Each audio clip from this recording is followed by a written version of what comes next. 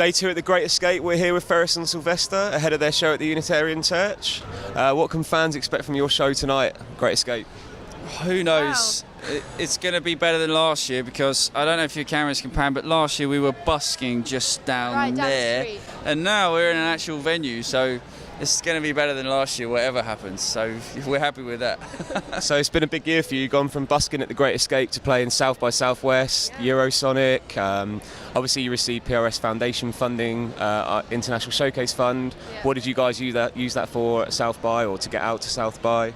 Well, I mean, if that didn't exist, then we couldn't have gone, to be honest. But we're an independent act, and we're very proudly so. And we have our own record label, but things like the PRS Foundation are really important for us to be able to go and make the most of those opportunities. And we were able to use that money for flights, for accommodation, and we ended up doing 12 shows out there, which for our first year there was just like, we wanted to make the most of it, but it felt like a real milestone for us. So it was lovely to be invited by the BBC, but to actually go out there with you guys was a real honour. So. And obviously, let's go back to the start. How did you two guys meet, and how did you become a band together and writing together, etc.? Well, we were solo acts to start with. Both of us sort of had our own thing, and then Izzy one night came up to me. We both used to play in a little bar in Camden, North London, called Spiritual Bar, and Izzy came up to me one night and said, "Oh, I'd love to join your band. Come and do some backing vocals, maybe play some guitar." So we actually did a gig at the 100 Club, and it was fun, but it was rubbish, fun. basically. Izzy was great. We were all rubbish, and then after that, Izzy decided the best thing to do was kick out the drummer and the bass player, and make it a duo. So that's what happened. Yeah. And as you've developed as a duo, how's the songwriting process changed, or how do you guys write? Like, where do you prefer to write? How does that all work for you? Yeah. Well, we've been on the road for about 6 weeks, and for the past year, we've gotten used to being on the road kind of all the time. So it was first quite difficult to write on the road, because when we first started, we got really used to the kind of the safety of our bedroom, and you have your safe places to write, and then all of a sudden that had to grow. So that was a real interesting period for us to then suddenly, in the past 6 weeks we've been recording vocals in hotel rooms, we've been mixing in the car, we've been writing in all corners of the world, and so that's kind of really developed. But in terms of the writing process, we've always tried to have the same kind of ideology, which is we don't touch any other instruments until it's a song with just us and an acoustic guitar in its most stripped back form. And we also really, really try not to follow any structure or any we don't want any boundaries, because I think especially in the early days of a song, it has to have the room to grow. So we've kind of always kept that mentality. Like we both do everything. We both do the lyrics, we both do the music, and no song is kind of written the same. And I hope that continues, because that's just kind of how we've managed to form, because it takes a while as well. It takes a while for us to form a full product. Sometimes we'll be like, Izzy will be like, "Oh, I've got this line. I think we should do something with this line," or vice versa. Or Izzy say, "I've got some chords," or I'll say, "I've got some chords." Like, we really try.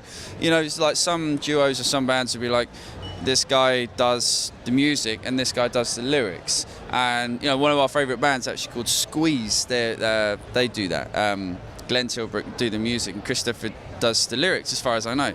And whilst we obviously completely respect that, for us it was always about both doing both being involved in every creative aspect, from the very, very start of the song, from the inception of the idea right until the finished product. So we're quite involved in the production as well when we actually get to that. But as Izzy said, until the song's done to our ears on an acoustic guitar or a piano, whatever that we wrote it on, including harmonies most of the time. We'll actually put the harmonies in as part of the writing process. Until we're happy with that, we won't record it. I mean, that may change, but that's what we do at the moment. And on that note, do you have any tips for young songwriters in the process, and how to write with other people and collaborate, and how that process works? Yeah, I mean, I'm sure Izzy has her own opinion, but a really good piece of advice was given to me about songwriting, and I feel like it really helped me. tell the truth. That's it. That's the most simple and honest piece of advice anyone ever gave me. So yeah, I would say exactly the same thing. I think also if you're collaborating with other people, this isn't about us maybe, but if we go and write with other people or whatever, I think it's always important to go with your gut. And so if you feel like your idea is really good, then you should honour that, and don't let the kind of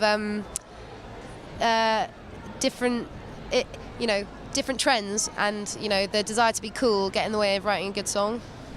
And talking of collaboration, who would be your dream collaboration, whether that's an artist or a producer or someone that you haven't worked with before?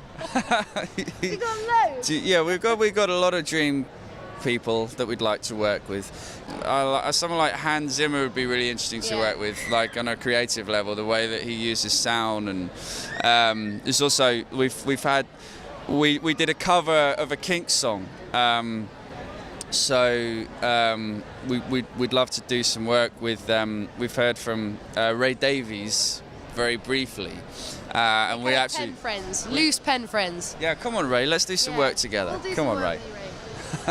And talking of that, who are you guys listening to at the moment? What's the album that you're listening to that you've got on repeat in the tour bus or whatever? We don't have a tour bus.